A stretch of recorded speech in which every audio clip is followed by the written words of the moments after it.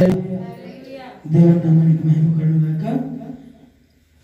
మరి ఈ ఉదయకాల సమయంలో ఈ ఆదివారపు రోజున ఆదివారం మరి శ్రేష్టమైన సమయం కాబట్టి ఈ సమయాన్ని మనం పోనుగా సద్వినియోగం చేసుకుంటూ ముందుకు కొనసాగుదాం.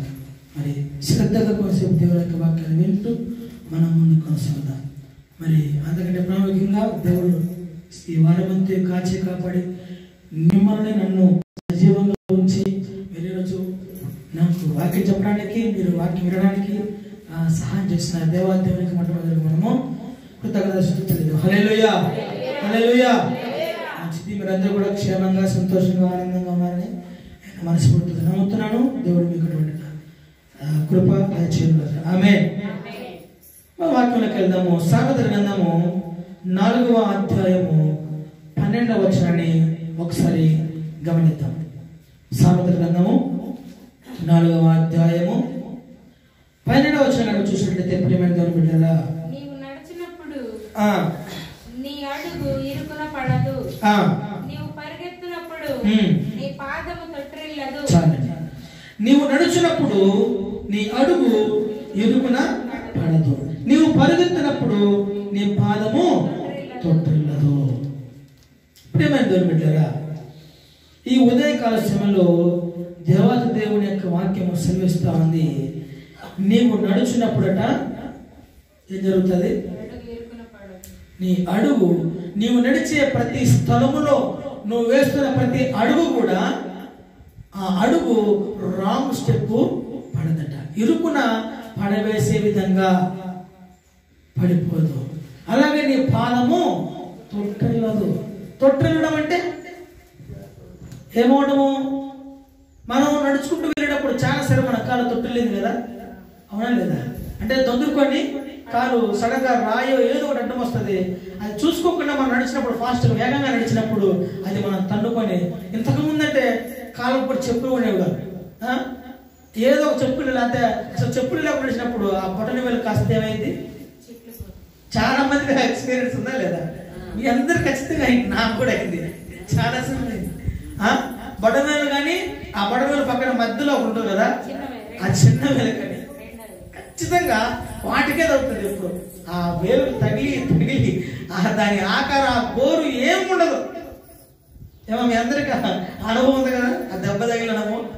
రైట్. ప్రియమైన దేవుని బిడ్డలారా, తొట్టిల్లడం అంటే అది సహజంగా జరిగేది, అది ప్రతి ఒక్కరికి జరుగుతుంది. కానీ ఇక్కడ తొట్టిల్లడం అంటే దేంట్లో చూద్దామా? 119వ కీర్తన 105వ వచనం. 119వ అధ్యాయము కీర్తన 119వ అధ్యాయము 105వ వచనం. నీ వాక్యము నా పాదములకు దీపమును, నా త్రోవకు వెలుగునై ఉన్నది. చాలండి.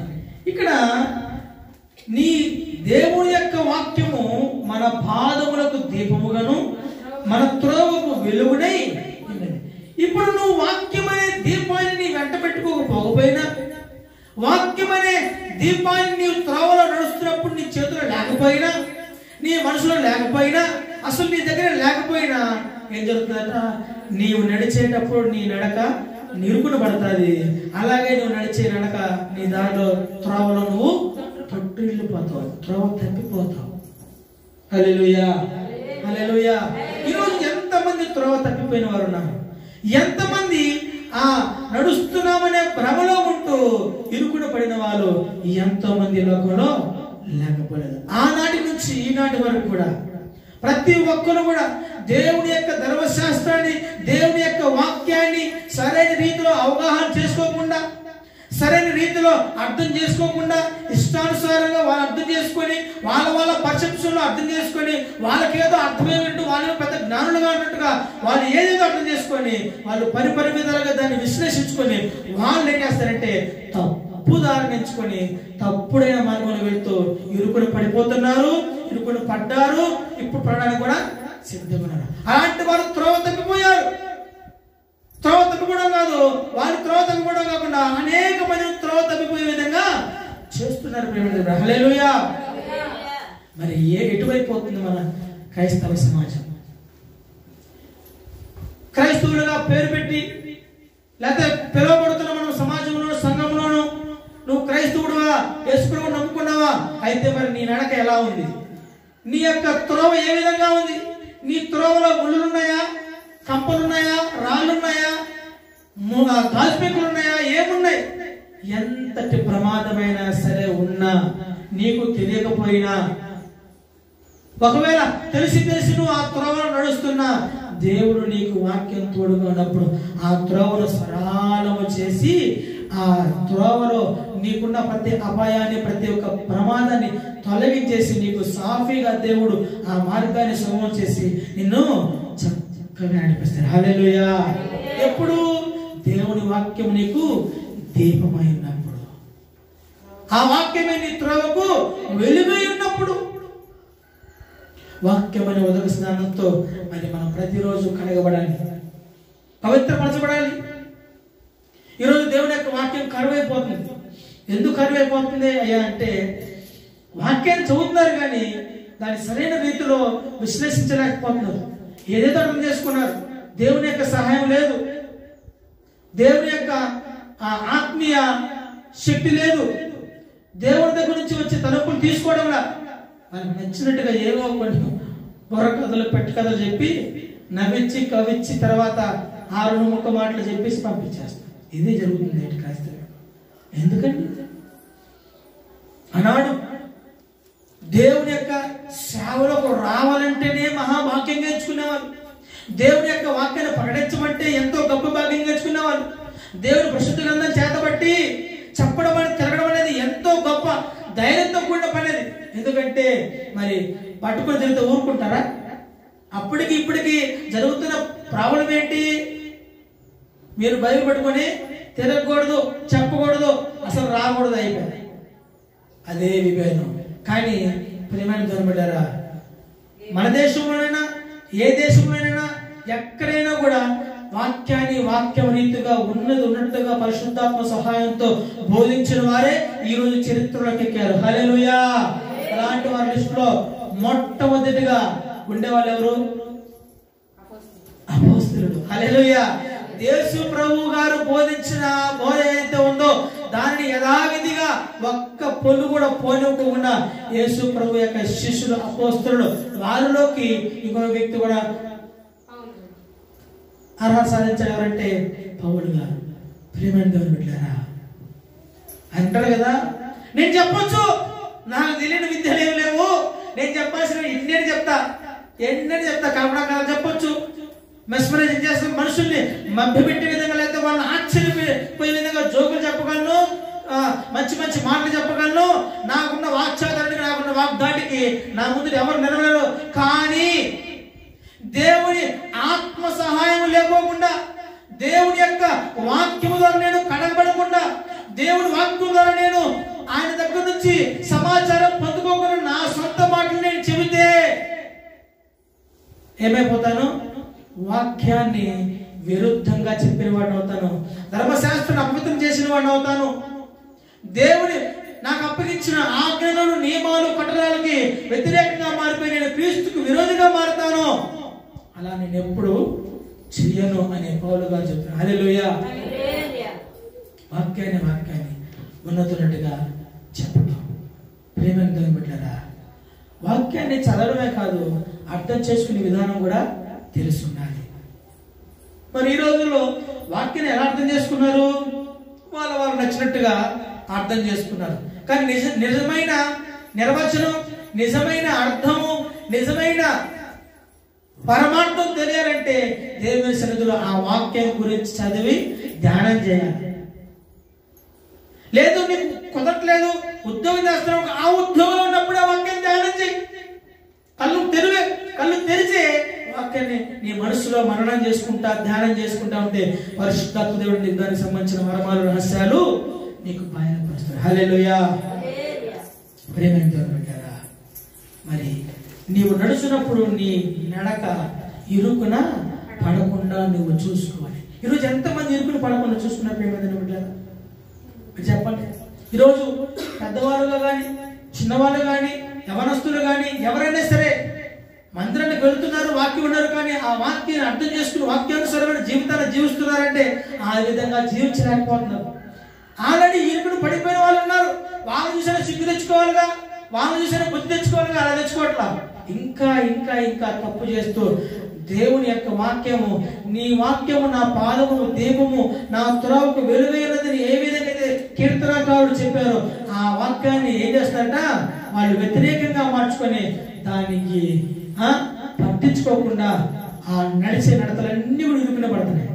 వాళ్ళు ఇబ్బందులు పడిపోతున్నారు, సమస్యలు కూరుకుపోతున్నారు, ఇక పైకి రానటువంటి ఇబ్బందులు ఇరుక్కుపోతున్నారు, త్రోవ తగ్గిపోతున్నారు.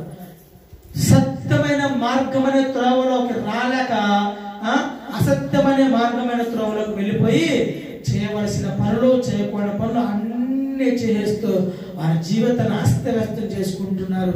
అది క్రైస్తవుడిగా పేరు పొందిన వాళ్ళే. హల్లెలూయా. ముఖ్యంగా ఎవరిస్తులు ఎక్కువైపోయారు, ప్రేమను చెడిపోతున్నారు. వాళ్ళ ఆలోచన విధానం, వాళ్ళ పెరిగే విధానం, వాళ్ళ ప్రవర్తన, వాళ్ళ మాట తీరు, వాళ్ళ యొక్క డ్రెస్సింగ్ స్టైల్ మొత్తం కూడా మారిపోతున్నాయి.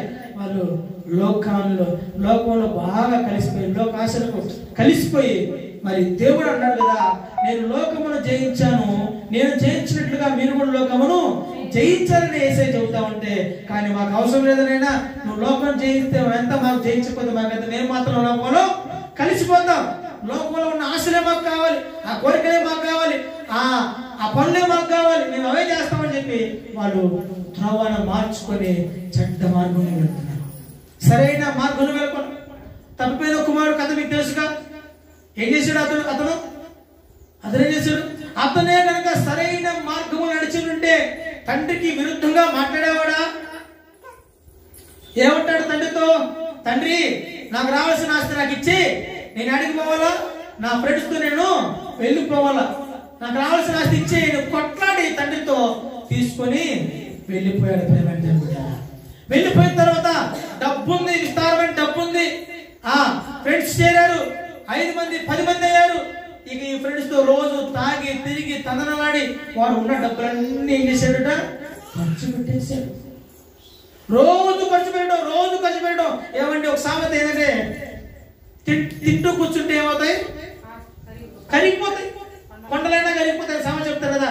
అలాగే మరి వాడు ఏం చేశాడు, వాడు ఒక్కడే కాకుండా వాడితో పాటు 10 మంది 20 మందిని గుంపేసుకొని ఏం చేశాడట, తిరిగాడు. అన్ని గృహాలు తిరిగాడు, వేస గృహాలు తిరిగాడు, పబ్బులు పోయాడు, మద్యపానం చేశాడు, అన్ని చేశాడు. చేయకుండా పనులన్నీ చేసి డబ్బులన్నీ బాగొట్టుకొని చివరికి ఫ్రెండ్స్ నిదానం ఒకరు జారుకుంటున్నారు. ఎందుకని? వీడి దగ్గర డబ్బులు అయిపోయాయి. ఇక మనం ఎట్టా ఉంటే మన డబ్బులు ఖర్చు పెట్టాలా, ఇంతకాలం వీడి డబ్బులు తినేసినాం కదా, సో వీడికి డబ్బులు పెట్టాలి కాబట్టి ఒకటి తర్వాత ఒకడు నిదానంగా జారుకున్నాడు. తిరిగి చూస్తే వాడు ఒంటరిగా మిగిలిపోయాడు. హల్లెలూయా. వాడు ఒంటరిగా మిగిలిపోయి ఏమైపోయాడు, ఆకలి బాగా తెలిసింది, ఏం చేయాలో అర్థం కాలేదు. పందులు కాసేవాడి దగ్గర పోయినా పందులు కాస్తా అన్నాడు.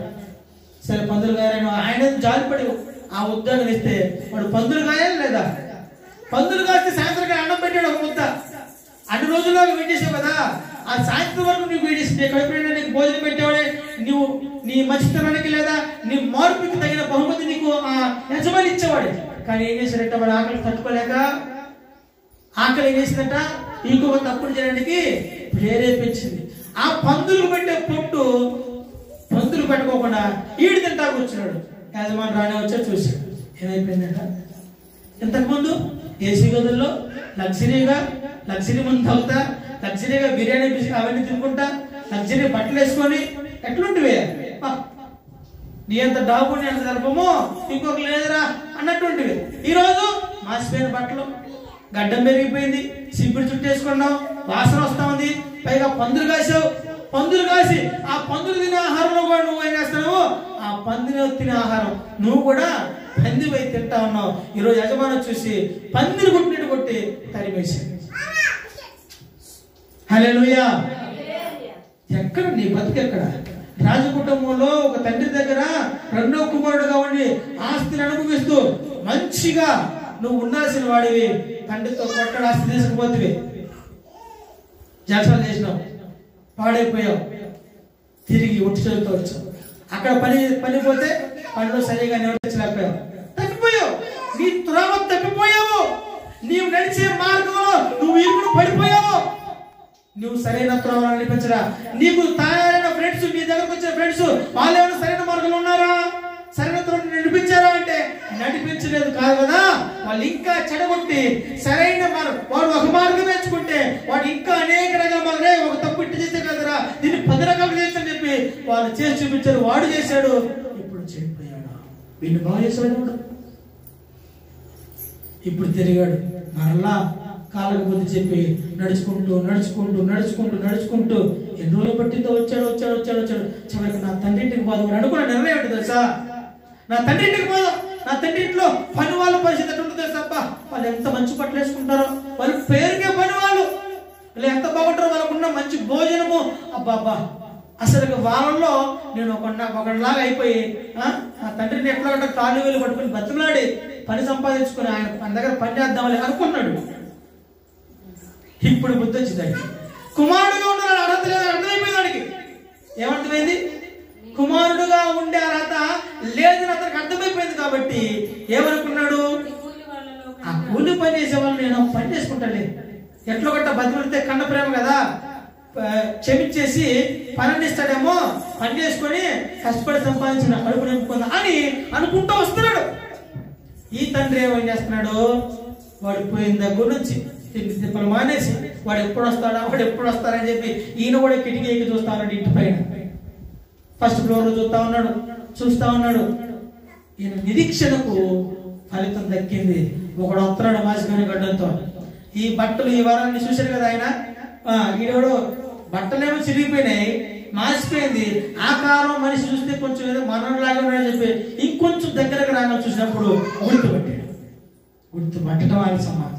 పరిగెత్తుకుంటా పోయి వాడు ఎట్టున్నాడు చూడ, ఆ బురద పందులో తిరిగాడు కదా, ఎంత కంపు కొడుతున్నాడు. అయినా కూడా మెడ మీద పడి మొద్దు పెట్టుకుని ఏడ్చి ఏం చేశాడు?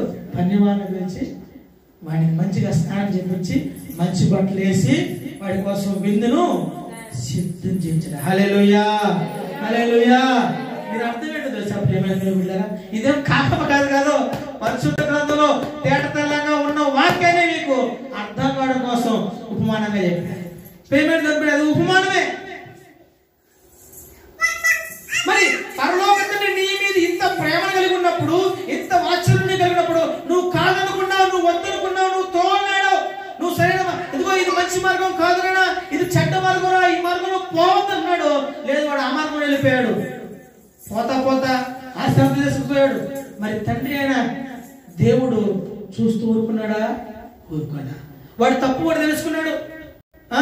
ఎవరు వాడిని ఆదరించట్లేదు, తిండి పెట్టడం లేదు. ఇప్పుడేమనుకున్నాడు? పనిపడిగా పని చేస్తే ఆకలి తిరిద్దేమో అనుకొని పశ్చాత్తాపడి ప్రాయశ్చిత్తం పొందుకొని వచ్చాడు. ఇప్పుడు ఆ చేసిన తప్పుకు ప్రాయశ్చిత్తం పడ్డాడు కాబట్టి ఇప్పుడు అది కనుక్కున్న తండ్రి మళ్ళీ తన కుమారుడి స్థానం అతనికి తిరిగి ఇచ్చేసాడు. హల్లెలూయా, హల్లెలూయా. ఒకవేళ నువ్వు నేను అనుకోవచ్చేమో, ఈ రోజు ఎవరైతే అలా త్రోవతలు పడిపోయి ఉన్నవారు ఉన్నారో, మార్గంలో ఇరుకు పడిపోయి ఉన్నారో, మేము పెంట్లో పడిపోయాము, మేము పనికి మాని వాళ్ళకి అయిపోయి, మేము దరిద్రులు అయిపోయాము, మా బతికింతే, దేవుడు మమ్మల్ని హక్కులు చేర్చుకుంటాడా అని నువ్వు ప్రశ్నిస్తే మాత్రం దేవుడు సమాధానం చెబుతున్నాడు. నేను నిన్ను సమాధానం పూర్తిగా చేర్చుకుంటాను. నీ కుమారుడిగా అర్హత నా దగ్గర అలాగే ఉంది, కుమార్తెగా నీ అర్హత నా దగ్గర అలాగే ఉంది. నువ్వు కాదనుకున్నావు, చీకొట్టు వెళ్ళిపోయావు, లోకంలో ఉన్న చెడ్డ పనులు చేసావు, అయినా నువ్వు తిరిగి వచ్చావు కాబట్టి నీకు ఇవ్వవలసిన ఆ యొక్క బహుమానాన్ని నీకు తిరిగి ఇస్తాను. నా వాక్యం నీ పాదములకు దీపంగా ఉంటుంది. హల్లెలూయా అని నీవు నేను అనుకుని ప్రేమ బిడ్డల తండ్రి అయిన దేవుడు ఎప్పటికీ నిన్ను వదిలిపెట్టేవాడు కాదు. హల్లెలూయా. నువ్వు కాదనుకున్నా, నువ్వు సిద్ధించుకున్నా, నువ్వు వద్దనుకున్నా, నువ్వు వెళ్ళిపోయినా సరే తిరిగి వచ్చినప్పుడు పశ్చాత్తాపడి ప్రాయశ్చిత్తపడి కన్నీరు కాల్చి వేదనతో నీ గుండె మండినప్పుడు అప్పుడు తెలుస్తుంది దేవుని యొక్క విలువ, తండ్రి యొక్క విలువ. అందుకే నువ్వు ఎక్కడికి పోయినా ఏం చేస్తూ ఉన్నా ఏం కోరుకోవాలట? దేవుని యొక్క వాక్యం మన పాదములకు దీపమై ఉండాలని, మన త్రోవకు వెలుగై ఉండాలని. ఎందుకంటే మనం నడిచే త్రోవలో చీకటి రావచ్చు, అంధకారం రావచ్చు, నిన్ను కమ్మేవచ్చు సాధారణ కనుక సోదరుల చేత. ఆ ఇరుకున పడిన మార్గాలు నువ్వు తప్పిపడవాలంటే, దానిని తప్పించుకోవాలంటే, ఆ పడిపోయిన త్రోవలో ఆ దొంగ ఊపిలో నువ్వు కూలిపోయిన లేవనెత్తబడంటే ఏం కావాలి నీకు? వాక్యమే ఆధారం, వాక్యమే నీకు నిదర్శనం. ఆ వాక్యమే నిన్ను బ్రతికిస్తా ఉంది, ఆ వాక్యమే నిన్ను ఆదరిస్తా ఉంది. వాక్యమైన దేవుడు నీతో మాట్లాడతాడు, నీలో పరివర్తన రాణిస్తాడు. హల్లెలూయా. నీలో మార్పు కారణమవుతాడు. ప్రేమైన దేవుని బిడ్డలారా, ఈ తప్పిపోయిన కుమారుడు ఇంత ప్రయాసపడి ఇంత పోగొట్టాడు కదా, అలా చెడ్డగా పోక మునిపే, అసలు అంతవరకు రాకముందే స్టార్టింగ్ లోనే, ఫ్రమ్ ద బిగినింగ్, నువ్వు స్టార్టింగ్ లో ఉన్నప్పుడు కానీ నీ తప్పు నువ్వు తెలుసుకొని ఆ తప్పు వైపు పోకుండా, ఆ చెడ్డ మార్గం వైపు పోకుండా, ఒకవేళ నేను ప్రేరేపిస్తే వారికి బుద్ధి చెప్పి, నేను ఆ మార్గంలో రాను, ఆ త్రోవలో నాకు అవసరం లేదని చెప్పి నువ్వు నీ తండ్రిని, నీ ఇంటిని అంటి పెట్టుకుని ఉంటే నీకు కలిగే బహుమతులు, నీకు వచ్చే ఆశీర్వాదాలు అంత ఇంత దేవుని హల్లెలూయా. ప్రేమైన దేవుని బిడ్డలారా, యవనస్తుని యేసు గురించి మీకు తెలిసి ఉంటుంది. మరి ఎన్నోసార్లు చెప్పుకున్నాను. పరాయి దేశానికి బానిసగా అమ్మబడ్డాడు. అమ్మబడి ఏం చేస్తున్నాడంట? ఆ రాజు దగ్గర ఉన్న అధికారి కొనుక్కున్నాడు. ఏం పేరు? పోతీఫర్. పోతీఫర్ ఇంట్లో పనివాడిగా చేరాడు. ఈ పిల్లవాడు పని చేసి చేసి నమ్మకంగా చేస్తూ పేరు సంపాదించుకున్నాడు. ఎక్కడో పరాయి దేశం నుంచి బానిసగా వచ్చిన యోసేపు ఏమైపోయాడు తెలుసా? ఇక పోతీఫరు ఉంటే ఎంత లేకపోతే ఎంత, మొత్తం ఇంటి బాధ్యత మొత్తం కూడా ఈయనే తీసుకొని అందరికంటే పెద్ద పనివాడిగా, మీకు చెప్పంటే పెద్ద పాలేరుగా ఆ ఇంట్లో ఆ యజమాని తర్వాత ఆయనే అన్ని బాధ్యతలు. ఇక ఇంకో మీకు ఇంకా అర్థమయ్యేది చెప్పాలంటే, ఇప్పుడు సీఎంకి తన పర్సనల్ అసిస్టెంట్ ఏ విధంగా అవుతుంటాడు అలా ఉంటాడు. తన ఇంటి బాధ్యతలన్నీ తీసుకొని, చూడండి, పరాయి దేశం నుంచి బానిసగా వచ్చిన వాడు ఎవరైనా ఇంట్లో పెట్టుకుని పని చేపిస్తారా? సరి చేపిస్తారు. చేపించుకోండి. ఏ విధంగా చేస్తారు? ఎంతవరకు కూడా పనివాడిగా ఉండాలి. ఆ ఇంటి మీద అందరూ అప్పటికే ఆ ఊర్లో ఉంటారుగా, ఆ సొంత ఊర్లో ఉంటారుగా, ఆ సొంత ఊర్లో ఉన్న వాళ్ళు పని వాళ్ళగా ఉంటారు కదా. మరి వాళ్ళందరూ కాదు ఇతను ఎందుకు పెట్టాడు? తన యొక్క నమ్మకత్వం, తనకున్న నమ్మకత్వం, తను అంత విశ్వాసంగా ఉన్నాడు, అంత నీతి నిజాయితీగా యథార్థవంతుడుగా ఉండి పనిచేస్తున్నాడు కాబట్టి ఆ యొక్క అధికారి యొక్క ప్రేమను పొందుకున్నాడు. సరే, సాధారణంగా ఊరుకున్నాడా? వీడు వర్ధిల్లుతున్నాడు, వీడు గొప్పవాడైపోతున్నాడని చెప్పి ఆ కన్ను యోసేపు మీద పడంగా ఎవరిని తెలిపించాడట? ఎవరినైతే టచ్ చేయకూడదు వాడిని టచ్ చేశాడు. ఎవరిని? పోతీఫర్ యొక్క భార్యను రంగంలోకి దింపినాడు. దింపిన తర్వాత ఏం జరిగింది? ఆ పోతీఫర్ భార్య ఏం చేసింది? ఆమె ఏం చేసిందంటే మనోడి మీద కన్ను వేసింది. ఈ కన్ను ఎవరి కన్ను? సాధారణగాడి కన్ను. ఏం చేయాలనుకున్నాడు?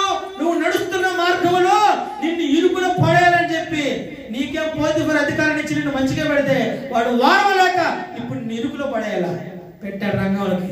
ఎవరినైతే ముట్టుకోకూడదో వారినే ముట్టుకున్నట్టు చేయడానికి ప్రేరేపించిన పోతీఫర్ భార్య రంగంలోకి దింపాడు. ఆమె పడింది, ఆమె కన్ను పడింది ఆయన మీద, ఆ కుర్రాడి మీద, ఆ యవనస్తుడి మీద కన్ను పడింది. రమ్మంటా ఉంది, పిలుస్తా ఉంది, వినలేదు. తప్పించుకుని పోతాడు. ఒకరోజు ఎలాగైనా వీడు నడుస్తున్న త్రోవలో తొక్కేయాలి, ఈయన అడపదలు తొక్కేయాలని చెప్పి ఆమె పట్టుకొని చేపెట్టుకుని లాగింది. అమ్మా తల్లి, ఆ తప్పు నేను చేయకూడదు, నువ్వు చేయకూడదు, ఆలోచన రాకూడదమ్మా. పోతీఫరు ఇంటి మీద అధికారం నియమించాడు కానీ నీ మీద నాకు అధికారం లేదు, నువ్వు నాకు తల్లితో సమానం, వదిలే తల్లి అంటే ఆమె ఏం చేసింది తెలుసా? వాడు తప్పించుకుని పోతాడని చెప్పి లేనిపోయిన నిందలు ఆమె కల్పించి క్రియేట్ చేసి పని వాళ్ళను నమ్మించి ఆయన రాగానే ఈ సమాచారం అంతా ఈయన నమ్మేసి, ఎందుకంటే భార్య కదా, మాట నమ్మాలి కదా, నమ్మాడు. ఇంతకాలం నమ్మకంగా పనిచేసి యేసు మాటలు నమ్మలా, కట్టుకున్న భార్య మాటలు నమ్మాడు. ఆమె నిజం చెబుతుందో అబద్ధం చెబుతుందో అర్థం చేసుకోలేని స్థితిలో ఉన్నాడు ఆయన. ప్రేమ కదా. ఇక్కడ కూడా సాతాను వీడిని వెళ్ళేసింది, పట్టేసేసింది. ఎత్తుకుపోయి యేసుని చేశాడు, జైలుకి వేశాడు. ప్రేమ పెట్టారా? అలాగని యేసు మౌనంగా ఉన్నాడా? లేదు. అక్కడికి పోయినా కూడా ప్రార్థన చేస్తున్నాడు. తండ్రి, నేను ఇరుకులు పడ్డా, అయ్యా నా త్రోవ తప్పిపోయింది, ఇప్పుడు నేను జైల్లో పడ్డా, నా పరిస్థితి ఏంటి? ఇద్దరు అతనితో పాటు సైనికులుగా జైల్లో వేయబడ్డారు. ఒకడు పానదాయకుడు, ఒకడు భక్షకుడు. వాళ్ళకి సంభవించబోయే సంగతులు దేవుడు అతను చూపిస్తే అవి కూడా చెప్పాడు. వాళ్ళలో ఒకడు చచ్చిపోయాడు, ఒకడు చెప్పడం వల్ల మరలా ఆయన అది ఆ ఉద్యోగానికి వెళ్ళడం జరిగింది. ఉద్యోగాలకు వెళ్ళిన తర్వాత మళ్ళా రాజుకి ఒక కళ రావడం, ఇదంతా చెప్పడం, యోసేపు రావడం, కళ వివరించడం, అలా చెప్పడం ద్వారా చూసారు ప్రేమ దేవుడి యొక్క ప్రణాళిక. నువ్వు త్రోవ తప్పిపోయావు, నువ్వు ఇరుకును పడిపోయావు, నువ్వు అనుకున్నావు కదా, నువ్వు దిగులు చెందుతున్నావు కదా, నీ ప్రమాదం లేకుండా నిన్ను స్వతంత్రంగా బ్లాక్ చేశాడని అనుకుంటున్నావు కదా. అలా కాదు. ఆ బ్లాకింగ్ వెనక దేవుడిని నేను చేస్తాడంట విడిపించడానికి, ఇది ఆ బ్లాక్ ని క్లోజ్ చేసి నిన్ను హైలైట్ చేయడానికి ఆ యేసుని తీసుకెళ్లి ఆ రాజు మెచ్చుకొని చెప్పిన కళ భావానికి వేరనికి ఆయన సత్కరించి ఏం చేశాడు? యేసుని దేశానికి ప్రధానమంత్రి చేశాడు. హల్లెలూయా, హల్లెలూయా. ఎప్పుడు దేవుని యొక్క వాక్యంలో ఆయన అంటు కట్టబడుతున్నాడు. నీ వాక్యము నా పాదములకు దీపము, నా త్రోవకు వెలుగు ఉన్నదని యేసు గ్రహించాడు. కాబట్టి ఆ వాక్యాన్ని వదిలిపెట్టలేదు, కాబట్టి ఆ దేవుని వదిలిపెట్టలేదు, కాబట్టి ఆ దేవుని ప్రార్థిస్తున్నాడు, కాబట్టి ఆ దేవుణ్ణి విశ్వసిస్తున్నాడు, కాబట్టి అదే దేవుణ్ణి జైల్లోకి పోయినా నింద వేసినా వదిలిపెట్టలేదు. కాబట్టి ఆ దేవుడు ఆ దేశానికి చేశాడట ప్రధానమంత్రి. రాజు తర్వాత రాజంతటి వాడిని చేసేంత వరకు దేవుని యొక్క ప్రణాళిక ఆగిపోలేదు. హల్లెలూయా. కానీ మరి ఎలా ఉన్నారు మన నేటి పరిస్థితుల్లో ప్రజలందరూ కూడా ఎలా ఉన్నారు తెలుసుకోవాలి. కీర్తన గ్రంథం 119వ అధ్యాయము 165వ వచనం కనుక చూసినట్లయితే, నీ ధర్మశాస్త్రము ప్రేమించు వారికి ఎంతో నెమ్మది కలదు, వారు తూలి తొట్టిల్లుటకు కారణమేమీ లేదు, యెహోవా నీ రక్షణ కొరకు నేను కనిపెట్టుచున్నాను. హల్లెలూయా. ఏదంటే ధర్మశాస్త్రం ప్రేమించే వారికి ఎంతో నెమ్మది కలుగు. నిజమే కదా? ఇది నిజమేనా? నెమ్మది కలుగుతుందా? యేసుకి నెమ్మది కలిగిందా? కలిగిందా లేదా? కలిగింది. దానియేలుకు నెమ్మది కలిగిందా లేదా? కలిగింది. పౌలుకు నెమ్మది కలిగిందా లేదా?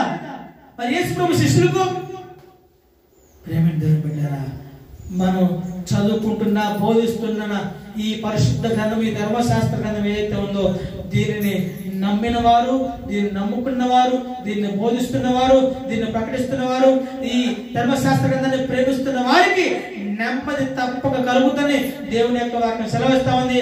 అటువంటి నెమ్మది కలిగి జీవించిన వారు అనేకులు ఉన్నారు.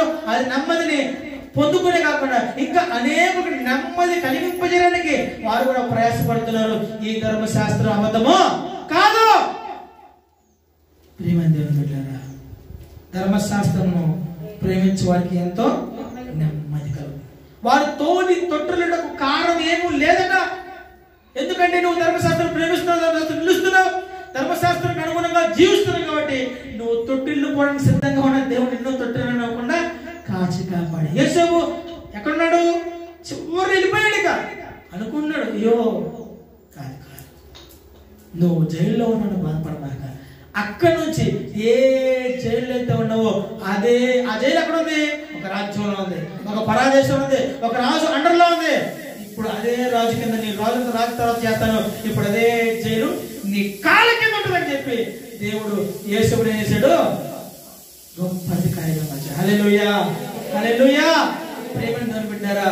కాబట్టి దేవుని యొక్క వాక్యాన్ని వింటున్న మనమందరం కూడా ఏ విధంగా ఉండాలి, ఏ విధంగా నడుచుకోవాలనేది దేవుని యొక్క సూటిగా స్పష్టంగా మనకు తెలియజేస్తుంది. సామెతల గ్రంథము 6వ అధ్యాయము 22వ వచనం గమనిస్తే, సామెతల గ్రంథం 6వ అధ్యాయము 22వ వచనం, నీవు త్రోవను వెళ్ళినప్పుడు అది నిన్ను నడిపించును, నీవు పండుకున్నప్పుడు అది నిన్ను కాపాడును, నీవు మేలుకున్నప్పుడు అది నీతో ఆగిన దీపముగాను ఉపదేశం వెలుగుగాను ఉన్నను.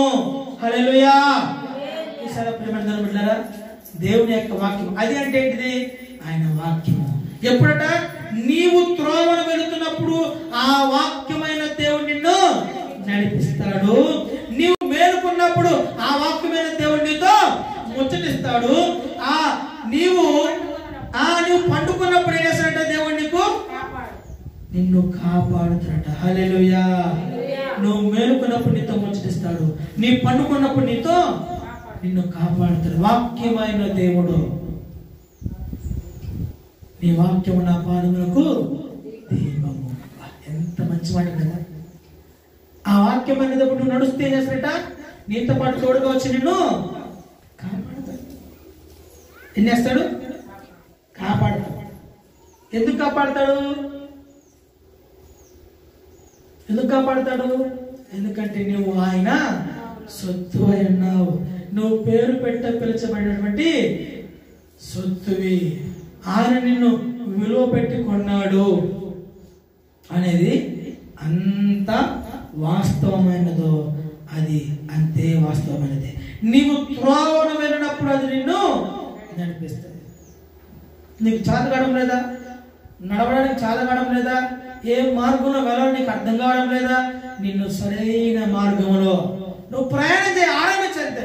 సంకోచించమాక, అధైర్యపడమాక, దిగులు చెందమాక, బాధపడుతూ నేను ఎలా వెళ్ళాలో అని దిక్కు తోచకుండా అధైర్యపడవలసిన అవసరం అంతకంటే లేదు. ఎందుకంటే నీవు ఏ త్రోవని తెచ్చుకుంటావో ఆ త్రోవని నీకు తోడుగా నిన్ను నడిపిస్తాడు. హల్లెలూయా. ఒకవేళ చెడ్డ మార్గమా అయితే దాని వెంటనే డైవర్ట్ చేస్తాడు దేవుడు. అదిగో నువ్వు వెళ్తున్న మార్గము సరైనది కాదు అని దేవుడు మార్గాన్ని డైవర్ట్ చేస్తాడు. పౌలు కూడా అలాగే వెళ్ళాడు.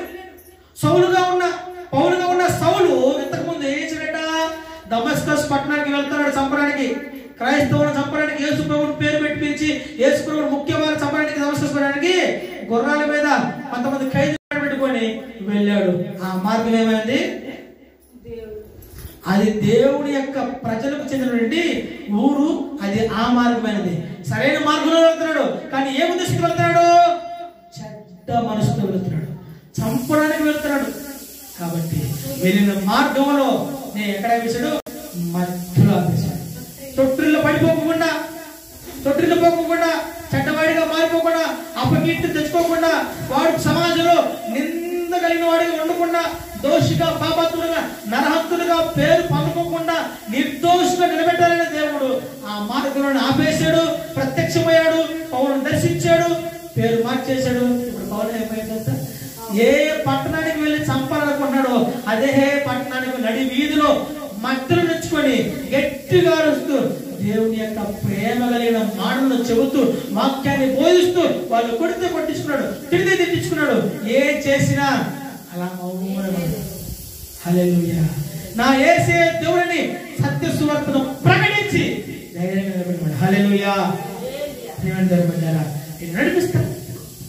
నిన్ను నడిపిస్తుంది. ఎక్కడ? నీ త్రోవలో.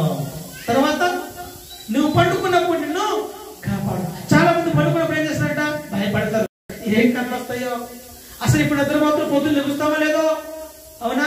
చాలా మంది ఎంతమంది చనిపోయారండి నిద్రలో? చాలా మంది చనిపోలే, పనుకుంటారు. వాళ్ళు వయసు వాళ్ళైనా, ముసలి వాళ్ళైనా, మధ్య వయసులో చాలా మంది చనిపోవట్లేదా ఈ రోజుల్లో? ఎందుకు చనిపోతారు వాళ్ళకు తెలియదు. కనీసం చనిపోయినట్టు వాళ్ళకన్నా తెలుసా? నిద్రపోయారు అంటారు చాలా మంది. నిద్రలోనే పోయాడమ్మా, ఎంత మంచి సావు అంటారు. కానీ ప్రేమ దొరికింటారా? నిద్రలోనే నువ్వు చనిపోతున్నావు అంటే దాని అర్థం తెలుసుకోండి, ఏదో తప్పు జరుగుతామంది. నువ్వు నిద్రపోయినప్పుడు చనిపోయినట్టు నీకు దేవుడు తోడుగా లేడని అర్థం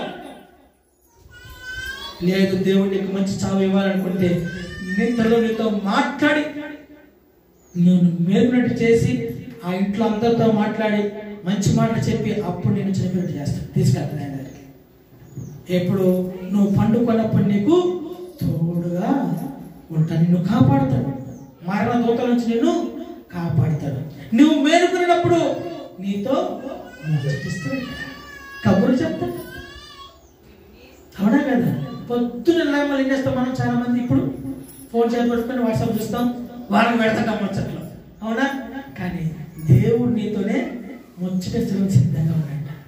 యేసు ప్రభు నీ మంచం పక్కనే కూర్చుంటాడు, ఎదురుగానే కుర్చీ చేసుకుని కూర్చొని నువ్వు ఎప్పుడెప్పుడు లేవిస్తావా అని చూస్తూ నీతో ముచ్చరించడానికి ఆయన సిద్ధంగా ఉన్నాడు. నీతో మాట్లాడడానికి, నీకు కబుర్లు చెప్పడానికి, నీకు తెలియని విషయం తెలియజెప్పడానికి, నేను సంతోషంగా ఉంచడానికి, నేను ఆనందంగా ఉంచడానికి, నీవు తప్పు ఒకవేళ పొరపాటున తప్పులు చేస్తున్న వాటి గురించి తెలియజేయడానికి, నీకు అన్ని విషయాలు నీతో ముచ్చరించి సరైన త్రోవలను నడిపించి ఇరుకున పడిపోకుండా చెడిపోకుండా నిన్ను వాక్యమైన దేవుడు నీ పాదములకు దీపముగాను నీ త్రోవకు వెలుగుగా నిన్ను నడిపించి ఆయన ఏం చేస్తారట, ఎల్లవేళలా కాచిపడతాడు. హల్లెలూయా. నడిపించే దేవుడు, కాపాడే దేవుడు, ముచ్చటించే దేవుడు. ఇవన్నీ ఎవరు? దేవుని యొక్క వాక్యం. వాక్యమే దేవుడు, దేవుడే వాక్యము. దీనికి సాదృశ్యం ఏంటి సార్ అని అడుగుతారా? చూద్దామా. యోహాను సువార్త 1వ అధ్యాయము 1వ వచనం చూద్దాం. ఆది యందు వాక్యమును, వాక్యము దేవుని యందు ఉన్నను, వాక్యమై దేవుడైనను, ఆయన ఆది యందు దేవుని యందు ఉన్నను, సమస్తమును ఆయన మూలముగా కలిగినలేదు, ఆయన లేకుండా కలుగలేదు. ఆయనలో జీవముండెను, ఆ జీవం మనుషులకు వెలుగుగా ఉండెను. హల్లెలూయా. చూస్తే ఆ వాక్యము శరీరధారి అయి కృపా సత్య సంపూర్ణుడిగా మన మధ్య నివసించెను. ఇంతకంటే రుజువు కావాలన్నా చెప్పండి, రుజువు కావాలన్నా? వాక్యమైన దేవుడు శరీరధారిగా మన మధ్యకి వచ్చాడట. ఆది ఏంటి? ఎవరున్నారు? వాక్యం. ఆ వాక్యం ఎవరు? దేవుడు. చూసారా ప్రియమైన? ఈరోజు ఇంత సత్యాన్ని మనం తెలుసుకున్నాం. మరి తెలుసుకోకుండా ఉన్నవారి పరిస్థితి ఏంటి? ఇంకా మరి చీకటి బ్రతుకుల్లో బతుకుతున్నవారు, ఈ లోకంలో మగ్గిపోతున్నారు, సాతాను కపట హస్తాలు నలిగిపోతున్నారు, పరిస్థితి ఏంటి? వారి కోసం మనం ప్రార్థన చేద్దాం. ప్రభువా, ఎవరైతే తప్పిపోయారో, ఎవరైతే చెడ్డ మార్గంలో ఇరుకులు పడిపోయారో వారిని లేవనెత్తండి.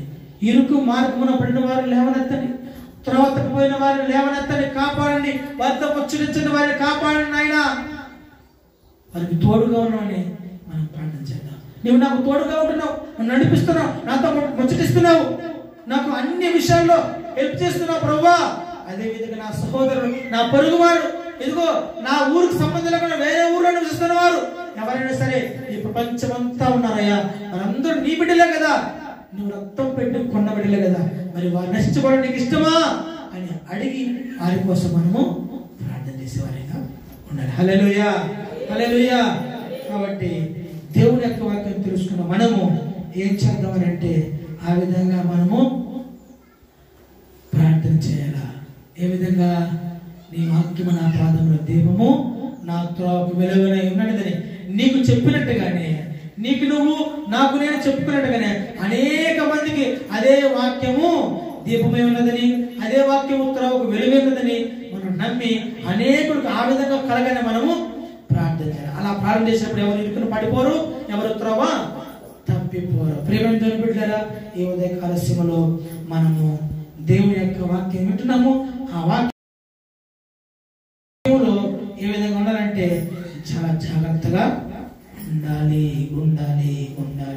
కాబట్టి ఇక ముందు మనం ఉండేటప్పుడు తప్పిపోయిన కుమారుడు వల్లే కాక, సాతాను చేత మోసించబడిపోయిన సౌలు వల్లే కాక, ఇంకా ఆ యొక్క యోసేపు జీవితంలో సాతాను చేతుల్లో ఆడించబడిన పోతీఫరు భార్యలాగా ఉండకుండా అనేక మంది అలాగా వారికి తెలియకుండానే సాతాను కనుసన్నులకు వెళ్ళిపోతున్నారు, వారు ట్రాప్లో పడిపోతున్నారు. అలా పడిపోకుండా జాగ్రత్తగా ఉండాలంటే నిబ్బరము కలిగి, ధైర్యము కలిగి దేవుని యొక్క వాక్యాన్ని చదువుతూ, నెమరు వేస్తూ, ధ్యానిస్తూ ఉండాలి. అలా ధ్యానించినప్పుడే అది నీకు దీపంగా నేను వెలిగిస్తుంది, త్రోవలను పడిపోకుండా నిన్ను కాచి కాపాడుతుంది. అనితిక జీవితం, అటువంటి కృప, అటువంటి దీవెన ఆ పరిశుద్ధ దేవుడు మనకు దయచేయడంలో దేవుడు కొద్ది మనం దీవించుకుంది. ఆమె ప్రార్థన తల నుంచి కలుమూసుకున్నాం. ప్రార్థన. పరిశుద్ధమైన దేవా, మీకు వందనాలు, సహాయం చేయండి. ఈ యొక్క ఉదయకాల సమయంలో ఈ పాదశీలలో ప్రారంభం చేస్తున్న కనికరించిన ప్రభువా, గొప్ప దేవుడు, గణితానికి వందనాలు తండ్రి. ఇంతవరకు వాక్యం ఉండగానైనా ఇదిగో నా వాక్యానుసారమైన జీవితం జీవించడానికి సహాయం చేయండి. కృపలో దీవించిన ప్రభువా, మీకు వందనాలు తండ్రి. నీ వాక్యం మా పాదము దీపమై మా త్రోవకు వెలుగునై ఉన్నది నా తండ్రి. ఈ వాక్యాన్ని అర్థం చేసుకొని వాక్యానుసారమైన జీవితాన్ని మేము జీవించడం వరకు మాకు అనుగ్రహించి మన బలపరి స్థిరపరిచి కృపల వర్ధనపడి దీవించమని సహాయం చేయమని యేసు నామములో అడిగి వేడుకుంటున్నాం మా ప్రియ పరలోకపు తండ్రి. ఆమేన్. హల్లెలూయా, హల్లెలూయా, హల్లెలూయా.